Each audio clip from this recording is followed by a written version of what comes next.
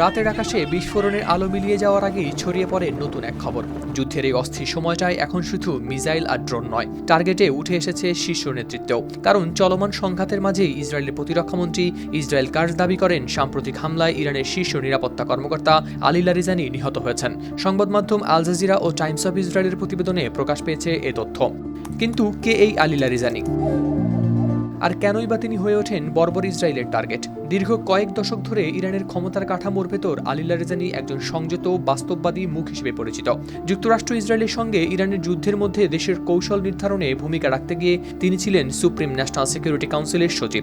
ইরাকের নাজাফে 1958 সালে তার জন্ম। সমৃদ্ধ এক পরিবার থেকে আসা লারিজানির পূর্বপুরুষদের বাড়ি ইরানের আমলে। তিনি এমন এক প্রভাবশালী পরিবারভুক্ত যাকে টাইম ম্যাগাজিন একসময় ইরানের কেনেডি পরিবার বলে বর্ণনা করেছিল। তার বাবা ছিলেন একজন খ্যাতিমান ধর্মীয় আলেম। 20 বছর বয়সে লারিজানি ফারিদেহ মোতাহারিকে বিয়ে করেন। ফারিদে ছিলেন ইসলামী প্রজাতন্ত্রের প্রতিষ্ঠাতা রুহুল্লাহ খোমেনির ঘনিষ্ঠ সহযোগীর মেয়ে। সমসাময়িক অনেকের তুলনায় লারিজানির শিক্ষাগত পটভূমি ছিল আলাদা ও ধর্মনিরপেক্ষ।